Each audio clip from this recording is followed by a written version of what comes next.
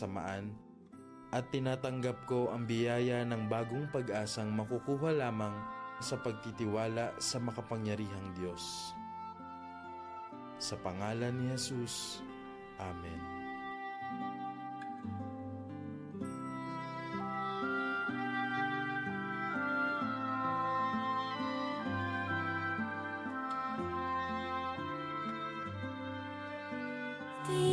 DXAS, your community radio.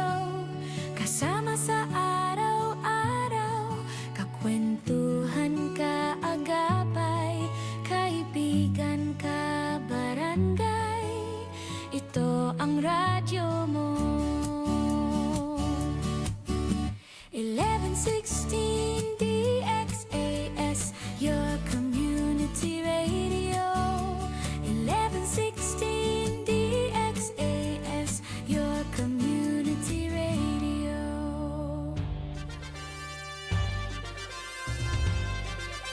This is your community radio, 1116 DXAS, communicating Christ in our world.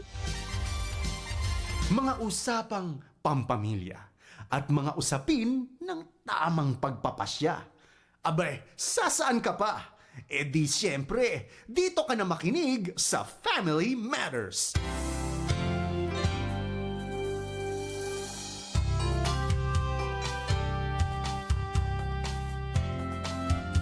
Isang mapagpalang Lunes ng umaga sa ating lahat. Maligayang unang araw ng linggo at maligayang buwan ng Mayo. Ito ang inyong paboritong tambayan, ang Family Matters #Monday Edition. Mga kapatid, espesyal ang ating talakayan ngayong buwan dahil binibigyang pugay natin ang bawat manggagawang Pilipino na nagsisikap para sa kanilang pamilya. Muli po, ako po ang inyong lingkod, Kuya Jerry. Ayan, kumusta po kayo mga kapatid? Saan kayo sa dako ng ating mundo. Hello po kayo kung kayo po ay nakikinig diyan sa radyo. Hello po sa inyo mga kapatid, sa lahat ng mga kuya, tatay, lolo, sa lahat ng mga haligi ng tahanan. Ayan, kung kayo po ay nandyan sa inyong mga bahay, hello po sa inyong lahat. At kung kayo po ay nakikinig din sa ating FB page, magandang araw po sa inyo. Ayan, maayong buntag sa tanang namati sa Zamboanga City, Basilan, Sulu at Tawi-Tawi. Ug sa tibuok kalibutan pinaagi sa atong live stream. Mga kapatid, kumusta po ang inyong weekend? Handa na ba tayong sumabak sa trabaho ngayong linggo? Ayun po mga kapatid, alam nyo mga kapamilya, ngayong Mayo, ang tema natin ay pawis ng katawan, pundasyon ng kinabukasan. Ayan, kung kayo po ay mga tatay na araw-araw ay nandiyan talaga lumalabas ang pawis, ngayon po ay makakarelate po tayo sa ating paksa po ngayon. Minsan, kapag pagod na tayo mga kapatid, sa ating trabaho, mapa-opisina man, sa bukid, sa kalsada, o kahit sa loob ng bahay, parang gusto na nating sumuko. Pero sa bawat patak ng pawis natin, may isang pangarap tayong itinatayo para sa ating mga anak at mahal sa buhay. Kaya naman, ang tanong ko sa inyo ngayong umaga, ano ang nagbibigay sa inyo ng lakas para bumangon at magtrabaho araw-araw? Ayan po, pwede nyo po niyang i-share sa inyong mga work inspiration sa 0916-296-6625 o mag-comment sa ating Facebook page. I-click nyo lang ang 1116 DXAS, your community radio. Ayan. So ngayong umaga po mga kapatid, dadako na po tayo sa ang una nating punto o una nating pag-usapan ngayong umaga. Patungkol po sa ating pawis ng katawan, pundasyon ng kinabukasan. Ang una po mga kapatid, ito ay dangal sa paggawa. Mga kapatid, paano natin mapapanatili ang dangal at katapatan sa ating trabaho? Ang dangal po sa paggawa o tinatawag nating dignity of labor, ito ay ang prinsipyo na ang lahat ng uri ng trabaho, maging ito man ay isang opisina o sa kalsada, gumagamit ng pluma o ng pala, ay may pantay na halaga at karapat-dapat sa respeto. Alam niyo po mga kapatid, ang mga pangunahing aspeto nito ay ang pagbuwag sa social hierarchy ng trabaho. Mga kapatid, madalas nating tinitingala ang mga white-collar jobs like doctors, abogado, manager, at minamaliit ang mga blue-collar jobs like magsasaka, kargador, janitor. Mga kapatid, ang dangal sa paggawa ay nagpapaalala na walang trabahong nakakahiya basta ito ay marangal. Ang pawis ng isang magsasaka ay kasing halaga ng tinta ng panulat ng isang CEO dahil kapwa sila nagsisilbi sa pangangailangan ng tao.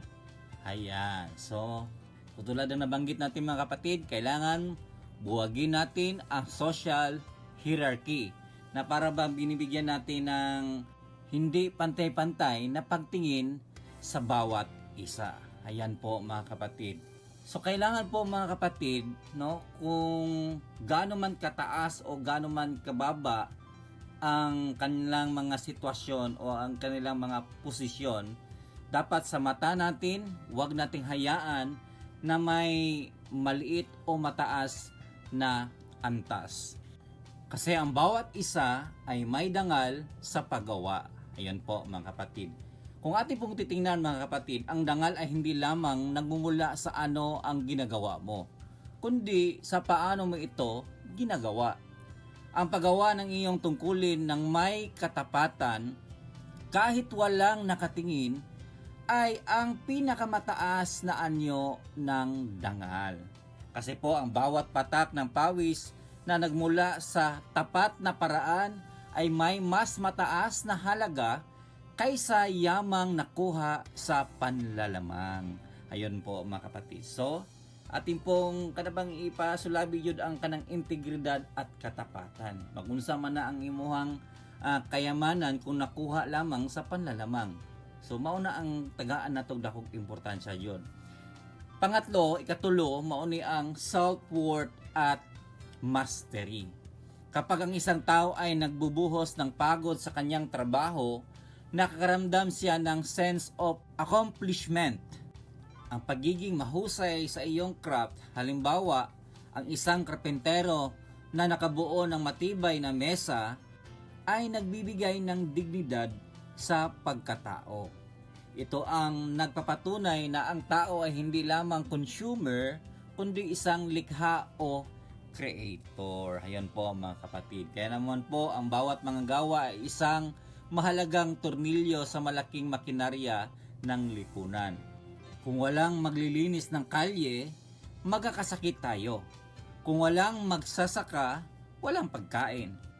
Ang pag-unawa na ang iyong pawis ay nagpapatakbo sa mundo, ang tunay na pinagmulan ng dangal.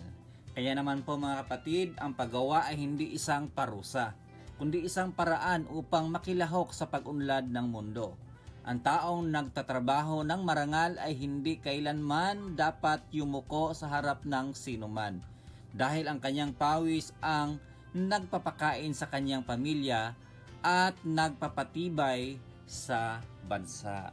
Sa madaling salita, ang dangal sa paggawa ay ang pagkilala na ang bawat pagod at sakripisyo ay may layunin at kabuluhan, at ito ang unang hakbang upang matiyak na ang pundasyon ng ating kinabukasan ay hindi guguho.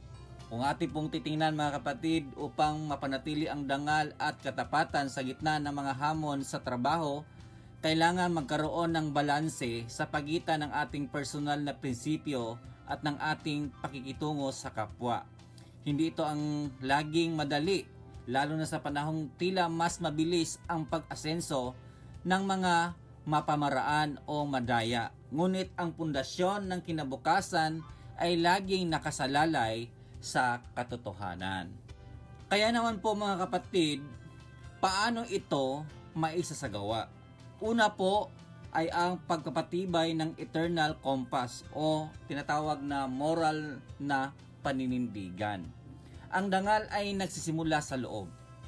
Bago tayo maging tapat sa kumpanya o sa ibang tao, dapat tayong maging tapat sa ating sarili. Dapat alamin kung ano ang iyong mga non-negotiables. Halimbawa, hindi ako tatanggap ng suhol kahit gaano pa kalaki ito. Ayan. So may malinaw ka na values. Pangalawa, isipin na ang bawat maling gawain ay bawas sa inyong respeto sa sarili. Mas masarap po mga kapatid matulog sa gabi kung alam mong wala kang nilalamangan. At yan ang self-respect. At bukod sa pagpapatibay ng eternal compass o yung tawag na moral na panindigan, ito ay ang pagyakap sa konsepto ng stewardship. Imbes na tingnan ang trabaho bilang pangkabuhayan lang, tingnan ito bilang isang katiwalaan. Mga kapatid, ang pagpasok sa tamang oras at hindi pag-aksaya ng oras ng kumpanya tulad ng sobrang paggamit ng social media habang nasa oras ng trabaho ay isang anyo ng integridad. Ayan. At yan ang katapatan sa oras. Ang sunod naman mga kapatid, ito ay ingat sa gamit. Ang pagtrato sa kagamitan ng opisina o kumpanya ng may pag-iingat na parang sa iyo, ito ay nagpapakita ng dangal. Tinuod man yun na siya. Bisan gamit na siya sa imong gitrabahoan o sa kumpanya, kay gi-entrust mo na sa imo dapat imo po ng ampingan. Dapat ingatan ang gamit. Ayan. Ang pangatlo naman po mga kapatid, transparency o pagiging bukas.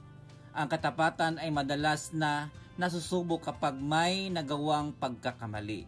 Mga kapatid, ang paghingi ng paumanhin at pag-amin sa mali ay hindi tanda ng kahinaan, kundi tanda ng mataas na integridad. Mas madaling itama ang isang mali kung ito ay agad na inamin kaysa itinadago na nauwi sa mas malaking problema. Ayan, tandaan natin po ang pag-amin sa pagkakamali. Sunod naman, kung may nakikitang hindi tama sa sistema, magkaroon ng lakas na loob na magsalita sa tamang channel at sa maayos na paraan. Ayan po mga kapatid, dapat bukas na komunikasyon. Pang-apat naman po, pag-iwas sa comparison trap. Pag-iwas, dapat natin iwasan ang mga comparison trap dahil madalas na wala ang dangal kapag ikinukumpara natin ang ating sarili sa iba. Dapat po focus sa sariling karera. Huwag mainggit sa mabilis na pag-angat ng iba na gumagamit ng maling paraan. Ang tagumpay na hindi galing sa tapat na pawis ay madaling gumuho at walang tunay na kaligayahan. Kaya naman po mga kapatid, laging focus po tayo sa ating karera. Ang sunod naman po, contentment. Maging kontento sa bunga ng iyong tapat na paggawa habang patuloy na nagsusumika para sa ikauunlad. Ayun po mga kapatid, marami tayong natutunan nito. Panglima naman, pagkilala sa halaga ng inyong serbisyo. Kapag alam mo na ang iyong trabaho ay nakakatulong sa ibang tao, mas gaganahan kang gawin ito ng tama. Ayan, isipin na ang bawat produktong ginagawa mo o serbisyong ibinigay mo ay may epekto sa buhay ng iba. Ang isang tapat na mekaniko ay nagliligtas ng buhay. Ang isang tapat na clerk ay nagpapadali ng buhay ng mamamayan. At yan dapat ang mindset ng paglilingkod. Kaya naman po mga kapatid, ang bawat patak ng pawis na may kasamang katapatan ay parang semento na nagpapatibay sa pundasyon ng inyong kinabukasan. Maaring mabagal ang pagbuo, pero sigurado namang hindi ito guguho. Sa iyong palagay, ano ang pinakamahirap na sitwasyon sa trabaho kung saan nasusubok ang katapatan ng isang tao. Ayan po mga kapatid. At tandaan po natin, paggawa para sa Panginoon, hindi para sa tao. Mga kapatid, ito ang pinakamataas na antas ng dangal sa paggawa. Ang ating motibasyon ay nababago kapag alam nating ang Diyos ang tunay na boss. Sa Colossians chapter 3 verses 23 hanggang 24, ang sabi, "Ano man ang iyong ginagawa, gawin ninyo ng buong puso na tila sa Panginoon kayo naglilingkod at hindi sa mga tao. Ang Panginoong Kristo ang tunay na pinaglilingkuran ninyo." Ayon po mga kapatid, kung ang pananaw mo ay para sa Diyos ka nagtatrabaho, natural na lalabas ang katapatan. Hindi ka mandadaya sa timbangan o sa oras dahil alam mong nakikita ng Diyos ang iyong integridad. Ayan po mga kapatid. Sunod naman, ang babala laban sa katamaran. Ang Biblia ay matindi ang paalaala sa mga taong ayaw magbuhos ng pawis, ngunit gustong umani ng ginhawa. Sa ikalawang Tesalonica 3:10, ang sabi, "Ang sinumang ayaw magtrabaho ay hindi dapat kumain." Naku po mga kapatid, nasa Biblia talaga. Ang sa Kawikaan naman 14:23, "Sa lahat ng gawaing mabigat ay may pakinabang, ngunit ang labis na pagsasalita ay naghatid lamang sa kahirapan." Kanay pitong sige kagreklamo. Ayun po mga kapatid. Kaya naman po ang punto dito, ang pundasyon ng kinabukasan ay itinatayo sa pamagitan ng aksyon, hindi lamang ng pangarap. Ang paggawa ay proteksyon laban sa kahirapan at tukso ng kasalanan. Ayun po mga kapatid, napakalinaw talaga po when it comes sa Bible. Ang sunod naman po ang pangako ng gantimpala sa tapat na paggawa. Binibigyang diin ng Biblia na ang tapat na pagbubuhos ng pawis ay may kaakibat na pagpapala. Sa awit 128, versikulo 2, ang sabi, "Kakainin mo ang bunga ng iyong pagpapagal, magiging maligaya ka at magiging mabuti ang iyong kalagayan."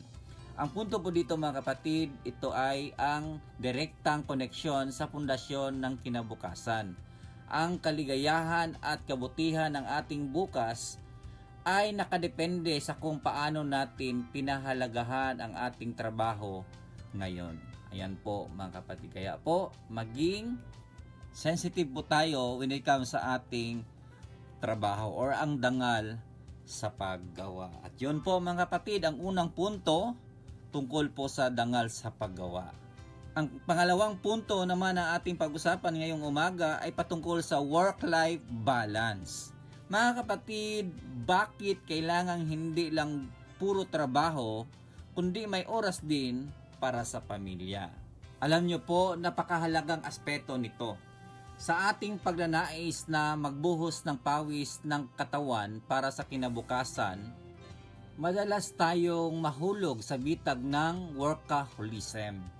Pero tandaan, ang pundasyon na itinayo sa pagpabaya sa pamilya ay isang pundasyong marupok.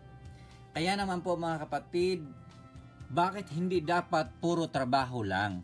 Alam nyo po, ang pamilya ang bakit ng ating paggawa. Natindihan ba natin? No? Ang pamilya mo hinungdan nganong may trabaho ta. No?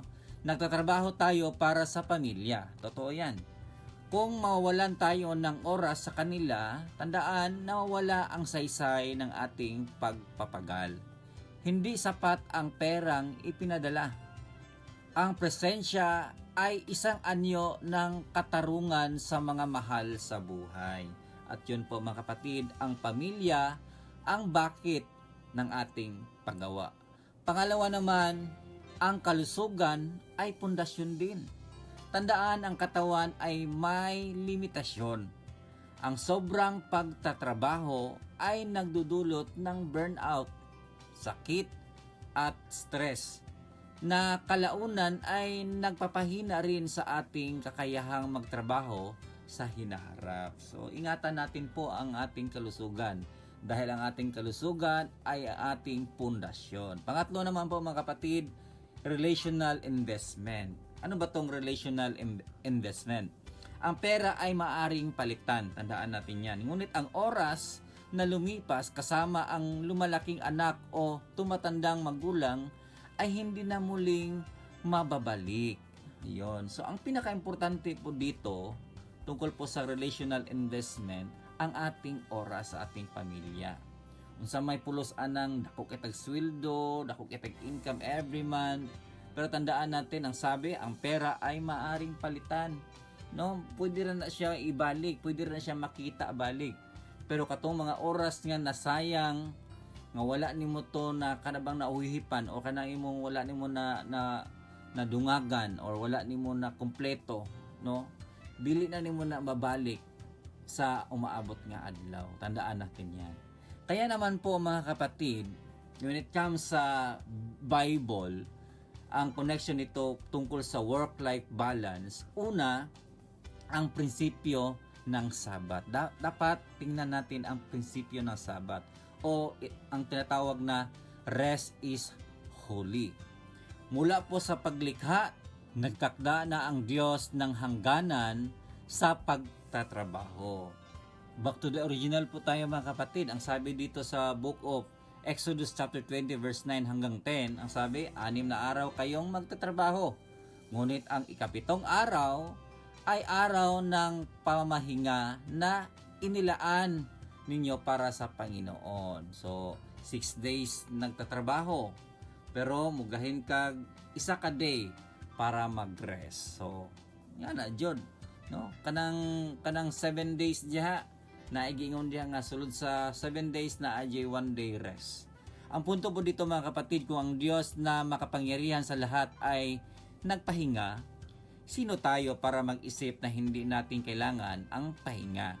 Kaya tandaan, ang paghinto sa trabaho ay isang pagpapakita ng pananampalataya na ang Diyos ang nagbibigay ng ating pangailangan, hindi lamang ang ating sariling kayod. Ayon po mga kapatid ang prinsipyo ng Sabat.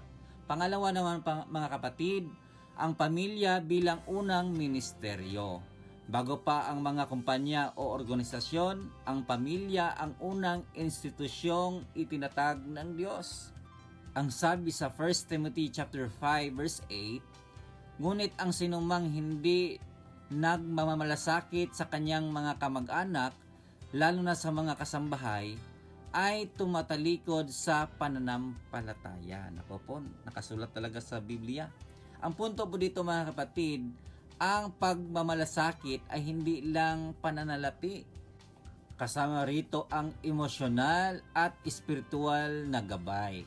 Ang tagumpay sa trabaho ay walang halaga kung ang sariling sambahayan ay nagkakawatak-watak. Kayon po mga kapatid, ang pamilya bilang unang ministeryo.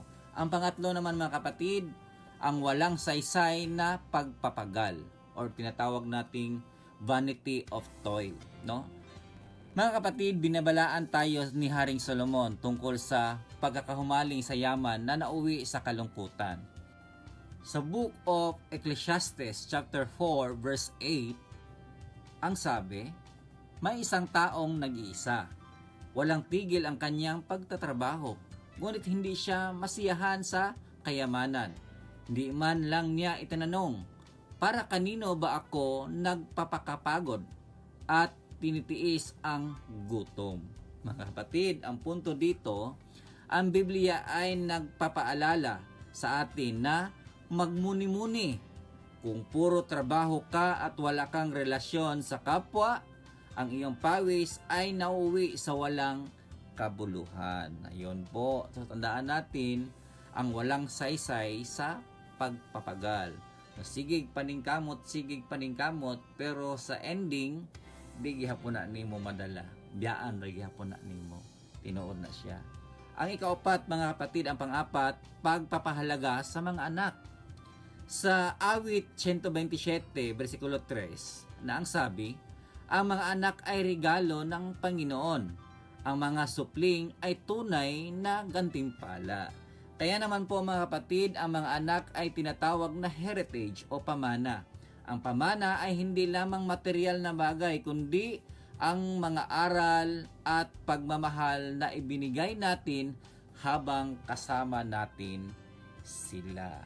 At yon, napakaklaro po mga kapatid ang paliwanag. Kaya naman po, tandaan natin, ang iyong kumpanya ay kayang humanap ng kapalit mo sa loob ng 1 linggo kung ikaw ay mawala. Ngunit ang iyong pamilya ay hindi ka kailanman mapapalitan. Kaya naman po mga kapatid, sa iyong palagay, ano ang pinakamalaking hadlang kung bakit nahihirapan ang mga Pilipino ngayon na balansehin ang trabaho at pamilya? Yun po mga kapatid. Ayan, so bago natin palalimin ang ating topic, mag-break tayo sandali. Pakinggan muna natin ang ating Family Matters theme song. Magbabalik po ang Family Matters dito sa 1116 DXAS, your community radio.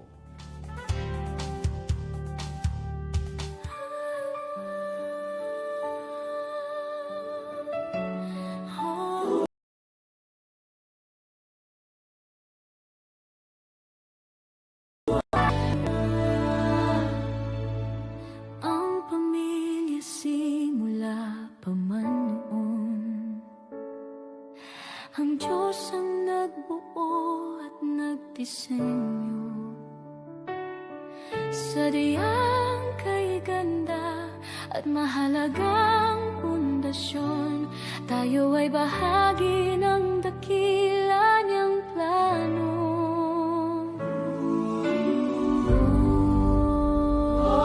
Pamilya, tayo ay manalangin. Panginoon, maghari ka sa aming tahanan. Panginoon, ikaw ang manguna sa aming buhay. Ang pag-ibig mo ang aming kailangan, ang salita mo ang aming gabay. Kung ikaw ang kasama, sigurado ang tagumpay.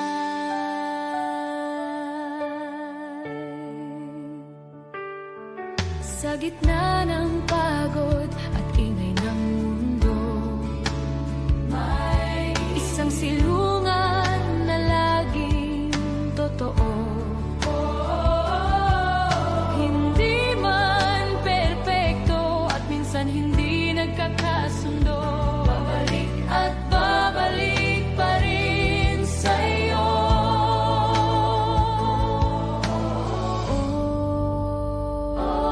Pamilya, tayo ay manalangin.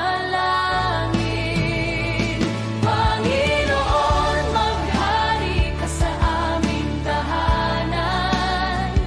Panginoon, ikaw ang manguna sa aming buhay. Ang pag-ibig mo ang aming kailangan, ang salita mo ang aming gabay. Kung ikaw ang kasama, sigurado ang tagumpay. Bawat ama, ina't anak, bawat mag-asawa, lolo at lola, Panginoon, sa iyo namin inaalay.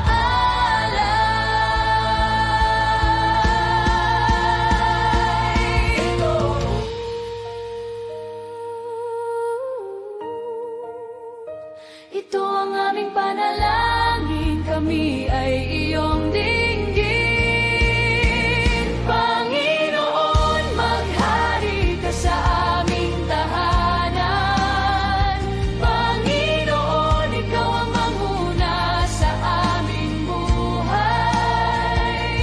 Ang pag-ibig mo ang aming kailangan, ang salita mo ang aming gabay.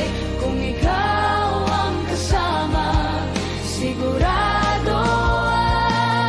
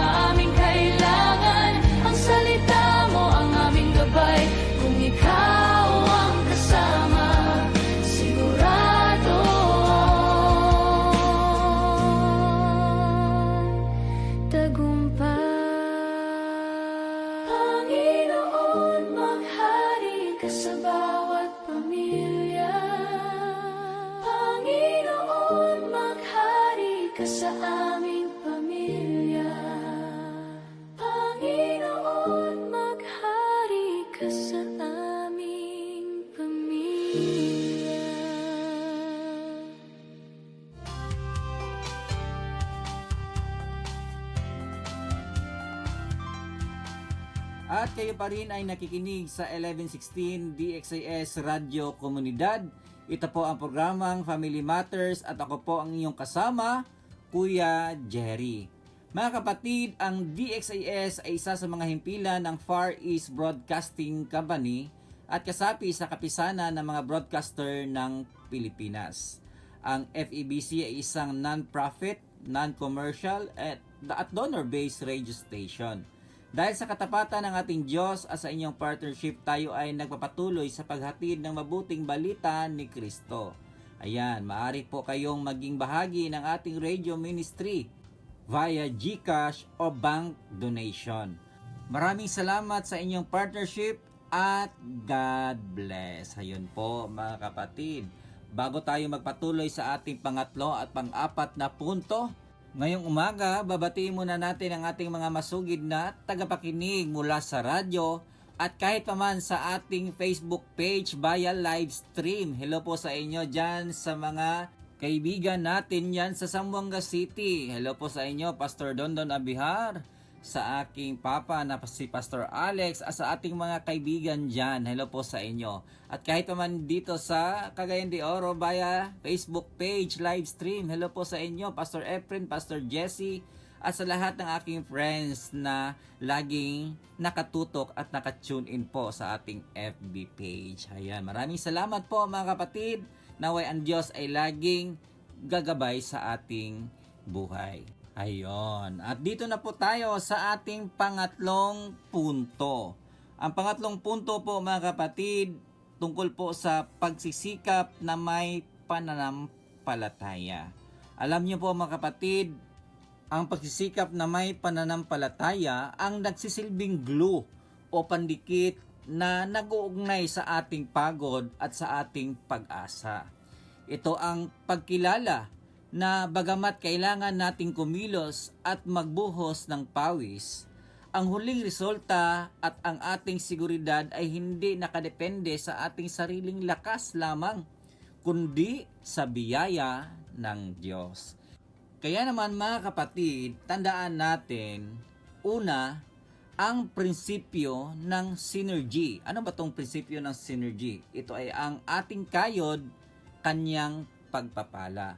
Bisag kita naningkamot, pero ano na yun natong ipasalamat sa Ginoo o ipasalamat ang iyang kaayo kay siya ang source sa tanang blessings. Ayun po mga kapatid.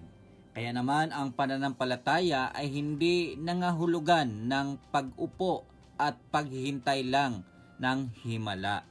Ito ay ang paggawa ng ating bahagi habang nagtitiwala sa bahagi ng Diyos. Kung ating pong titingnan ang awit 127 versikulo 1, ang sabi, maliban na ang Panginoon ang nagtayo ng bahay, walang kabuluhan ang pagpapagal ng mga nagtatayo nito. Mga kapatid, ang punto dito, maaari tayong magpuyat at magpakapagod, magtayo ng bahay. Pero kung wala ang pahintulot at proteksyon ng Diyos, ang lahat ng ito ay parang buhangin na madaling gumuho. Kaya naman ang pananampalataya ang nagbibigay ng solid ground ng ating mga plano. Kaya tandaan natin ang prinsipyo ng synergy. No, kanabang naningkamot ka pero ang tananin mong nakabot kanunay yun mong pasalamati nga ang Ginoo mo itag-iya sa tanan. Ayan. Ikaduha, pagkilala sa Diyos bilang Jehovah Jireh or the Lord is my provider or the Lord will provide. Kasi naman po mga ka-hashtag Monday, madalas tayong lamunin ng kaba. Paano kung mawalan ako ng trabaho? Mao na kasagaran ang tanong, no? Kanabang sama na kung one day mawalan kong trabaho o kung napigingon diya nga sapat ba ang kinikita ko? Kaya usahay mabalaka ta sa ato ang income daily. Pero mga kapatid, tandaan natin, ang pagsisikap na may pananampalataya ay ang pagpili sa tiwala kaysa pangamba. Kung ating pong titingnan sa Matthew chapter 6 verse 31 hanggang 33, ang sabi, kaya't huwag kayong mabalisa na magsabing, ano ang aming kakainin o ano ang aming iinumin. Ngunit hanapin muna ninyo ang kanyang kaharian at ang kanyang katwiran. At ang lahat ng mga bagay na ito ay idaragdag sa inyo. Very common verse po mga kapatid. Kung kayo po'y tatay na nakikinig ngayon at kanabang familiar kayo nimo nga verse, sigurado na natuod yung kaani o mauni ang kanunay nimong ginasaligan. Pero mga kapatid, no, tandaan natin, ang punto dito, itinatama nito ang ating prioridad. Hindi tayo dapat maging alipin ng ating trabaho dahil sa takot.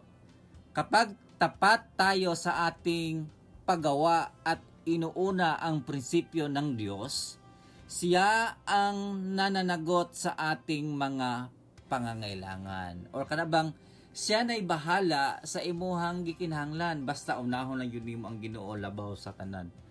For what reason? Unsa may rason ani kay siya magud ang tiiya sa panalangin. Anong mabalaka man ka sa imong ugma na ang Dios tag-iya sa tanan. So ang imong buhaton una siya kay ang tanang butang igadugang ra kanang imong trabaho siya ang tag-iya ana. Siya ray mo bless nimo kung imo siyang unahon labaw sa tanan. Mao nay punto igsuon. Ikatulo, ang Diyos ang nagbibigay ng lakas upang kumita. Tandaan natin yan mga kapatid. Minsan kasi kapag nagtatagumpay na tayo, nakakalimutan nating ang talino at lakas na ginagamit natin ay hiram lang sa Kanya. Kaya naman, sa Book of Deuteronomy chapter 8 verse 18, ang sabi, ngunit alalahanin ninyo ang Panginoon, ninyong Diyos, sapagkat siya ang nagbibigay sa inyo ng kapangyarihang magkaroon ng kayamanan. Mga kapatid, ang punto dito, ang ating pawis ay bunga ng katawang binigyan ng buhay ng Diyos. Ang pagkilalang ito ay nagpapanatili sa atin na maging mapagkumbaba o kanang gitawag og kanunay jugang humble sa gitna ng tagumpay. Unsa man ang imuhang na-receive, unsa imong nadawat, dili ka nagpasigarbo sa imong kagulingon tungod sa imuhang abilidad, kundi nakuha na nimo tungod kay ang Dios nag-bless nimo. Mao na ang realidad. Pang-upat, no, pang-apat naman mga kapatid, ang pagpawi sa pagod sa pamamagitan ng espiritual na lakas. Alam nyo po, ang pagod ng katawan ay natural. Natural yun na ang atoang katawan ay nakaramdam ng pagod. Pero, ang pagod ng kalooban, o kanabang na-burnout na ka, ay nagagamot lamang ng pananampalataya. Yung ba nang nabantayan ka na bitang nahutda na juga? So, na-burnout na juga. Ang tambal lang di ana ang Ginoo. Ang sabi diyan sa Book of Isaiah chapter 40 verse 31, ang sabi, ngunit silang naghihintay sa Panginoon ay magpapanibago ng kanilang lakas. Sila'y tatakbo at hindi mapapagod, at sila'y lalakad at hindi manghihina. Tanawa ra gud ang Ginoo. Sa yun ang mupuno sa imuha sa panahon nga mag-burnout juga ug mao nang iyang promise. Mga kapatid, kapag ang isang manggawa ay may pananampalataya, ang kanyang pagod ay may source of recharge, no? Hindi siya basta-basta sumusuko dahil alam niyang ang kanyang pagpapagal ay may layunin sa mata ng Diyos. Kaya naman po mga kapatid, ang formula ng tagumpay ayon sa Biblia, ito, pagsisikap o kanang works, no? Works plus faith equals unsa? Matatag na kinabukasan. Or ang pagsisikap plus pananampalataya equals matatag na kinabukasan. Kasi po, works without faith, no? Kanang pagod na walang kapayapaan, ang resulta na stress. Or kanang faith without works, no? Yang paniniwalang walang basihan, or kanang presumption or katamaran. Kaya naman, works with faith, mao na ang marangal na pagkatao at panatag na kinabukasan. Kaya naman po mga kapatid, no, ang pawis ng katawan ay ang ating kontribusyon sa mundong ito. Natural naman yun. Yun na ang realidad. Ang atong body, kailangan magpasingot yun. Kaya maman ay giingon good sa original, sa Book of Genesis, sa dihang ang tao nakasala. kailangan magpasingot yun usa makakaon. Mao na. So, ngunit ang Dios ang arkitekto na nagsisigurong ang pundasyon ng kinabukasan na ating itinayo ay hindi mawalan ng kabuluhan. Sa bawat patak ng pawis, may kasamang bulong ng panalangin na bang kanunan itong iyan po yun? Mao ni atong prayer, no? Panginoon, salamat sa lakas. Ikaw na po ang bahala sa bunga. Ayan po mga kapatid. Kung tanong bitaw ng mga farmers bitaw, kung tanong sila, wala man na sila kanang kasiguraduhan kung unsa ang ending, unsa ang nasa unahan. Pero kanunay silang naglaom. Mao nay dapat ang ato ang tan-awon. Itapod sa atong kaugalingon bisag wa ta kabalo unsay mahitabo sa unahan, pero kay na ato man gibuhat, no, kanang works with faith, no. Sa ito, works with faith, sa resulta mauna ang matatag na kinabukasan. Tandaan natin yan mga kapatid. Kaya naman po, lagi tayong nakadikit po sa ating Panginoon or nakadepende ta. Ayaw pagsalig sa imuhang kagalingon nga kusog. Kay bisan saon na itong pagpaningkamot kung wala ang grasya, wala ang tabang sa Ginoo, wala gyapon ang tanan. Useless sa gihapon. Ayun po mga kapatid, ang ating pangatlo, pagsisikap na may pananampalataya. Ang ating pang-apat at ang panghuli po mga kapatid, ito ang paglilinis ng motibasyon. Mga kapatid, ang paglilinis ng motibasyon ang pinakamahalagang filter ng ating pagkatao. Sa mundong ito, pera ang karaniwang sukatan ng tagumpay. Ngunit sa paningin ng Diyos, ang bakit natin ginagawa ang isang bagay ay mas mahalaga kaysa ano ang ating ginagawa. Ang pagtatrabaho para sa kaluwalhatian ng Diyos ang nagpapabago sa kayod kalabaw tungo sa isang banal na pagsamba. Kaya naman po mga kapatid, tandaan natin, unang-una, no, ang paglipat mula sa sarili tungo sa Diyos. Kadalasan po kasi ang motibasyon natin sa pagtatrabaho ay pansarili. Para sumikat, para yumaman, o para makahigit sa iba. Mao na usahay ang atong motivation nganong naningkamot ta, nganong motrabaho ta para di ay sa imuhang kagulingon. Pero po ang paglilinis ng motibasyon ay ang pag-alalay sa ating talento pabalik sa pinagmulan nito. Kung atin pong titingnan ang 1 Corinthians chapter 10 verse 31, ang sabi, kaya nga kung kayo'y kumakain o umiinom o anuman ang ginagawa ninyo, gawin ninyo ang lahat sa ikaluluwalhati ng Diyos. Mga kapatid, ang talatang ito ang pinakapundasyon ng ating motibasyon. Sinasabi nito na walang gawaing maliit o ordinaryo, maging ang pagwawalis, pagmaman.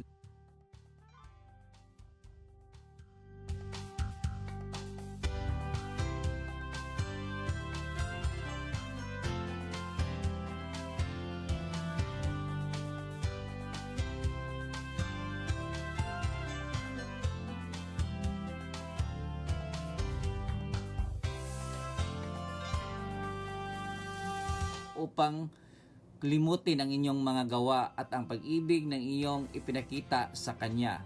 Ang iyong tapat na paggawa ay isang anyo ng pag-ibig sa Diyos. Pangalawa naman, ang pundasyon ay itinatayo sa dilim.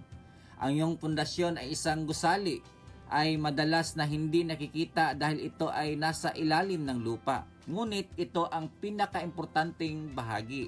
Ang iyong mga sakripisyo ngayon, ang pagtitipid, ang pagpuyat, ang pagtatyaga ay ang pundasyong hindi nakikita na magdadala sa iyo sa matatag na bukas. Ang pangatlo naman, may pahinga sa gitna ng paggawa. Kana bitan sa tanang trabaho kailangan po kag-rest, no? Wag panghinaan ng loob. Ang pananampalataya ay nagbibigay sa atin ng kapahingahan kahit sa gitna ng abalang mundo. Maaari kang mapagod sa katawan pero sa tulong ng Diyos, ang iyong espiritu ay laging manatiling bago. Kaya nga, mga minamahal kong kapatid, magpakatatag kayo at huwag mayayanig. laging magpakasipag sa paglilingkod sa Panginoon dahil alam ninyong hindi masasayang ang inyong paghihirap para sa Kanya. 1 Corinthians chapter 15 verse 28. Kapatid, ang iyong pawis ay hindi lamang tubig na lumalabas sa inyong katawan. Ito ay likidong puhunan para sa isang buhay na marangal, pamilyang matatag, at kinabukasan na nakasandal sa biyaya ng may lalang. Tuloy lang sa pagkayod dahil ang Diyos ay kasama mo sa bawat hakbang. At yun po ang ating topic ngayong umaga patungkol po sa pawis ng katawan, pundasyon ng kinabukasan. At ngayong umaga po mga kapatid, dadako na po tayo sa ating panalangin. Aming Diyos na Ama na nasa langit, salamat sa pagkataong makagawa at makapaglingkod. Salamat sa lakas ng katawan at talino ng isipan na iyong ipinahiram sa amin upang kami ay makapagbuhos ng tapat na pawis para sa aming kinabukasan. Panginoon, itinataas namin sa iyo ang aming mga kamay. Naway maging sagisag ang mga ito ng dangal at katapatan. Ilayo mo po kami sa tukso ng madayang paraan at palalahanan. Kami na ang tunay na yaman ay nagmumula sa iyong pagpapala at sa aming tapat na pagsisikap. Turuan po kaming balansehin ang aming buhay. Huwag nawa naming hayaan na lamunin kami ng trabaho hanggang sa makalimutan namin ang aming pamilya. Ang tunay na dahilan kung bakit kami nagpapagal. Ipalaala mo sa amin na ang aming presensya sa aming mga mahal sa buhay ay mas mahalaga kaysa anumang material na bagay. Sa mga sandali na pagod at panghihina ng loob, ikaw nawa ang aming maging great provider. Tulungan mo kaming magtiwala na hindi mo kami pabayaan at ang bawat patak ng aming pawis ay may katumbas na bunga sa iyong takdang panahon. Linisin mo ang aming mga motibasyon. Naway ang bawat gawain namin, maliit man o malaki, ay maging isang awit ng pagsamba at parangal sa iyong dakilang pangalan. Hindi lamang para sa sahod, kundi para sa iyong kaluwalhatian. Basbasan mo ang aming mga kinabukasan. Itayo mo ito sa isang pundasyong hindi guguho. Isang pundasyong gawa sa pananampalataya, pag-ibig at marangal na paggawa. Ito mo ang aming dalangin sa pangalan ni Jesucristo na aming Diyos. Amen and Amen. At muli, maraming salamat po mga kapatid sa pakisama sa ating isang oras na kwentuhang pangpamilya. Lalong-lalo na sa #Monday Edition. At muli po mga kapatid, bago muna tayo magpaalam sa ating mga masugid na tagapakinig, magpasalamat muna tayo sa ating mga magiting na technician. Hayan po, salamat po kina Romel Paulino, Kuya Rolando Alfonso. Abangan ang susunod na programang Radyo Singkauman kasama si Otto Mubin. At tuwing alas 9:30 ng umaga, Lunes hanggang Sabado, makakasama nyo ang Family Matters. Muli po, ako po si Kuya Jerry. Ang Family Matters ay kasama nyo sa pagtataguyod ng pamilyang Pilipino. God bless and bye-bye.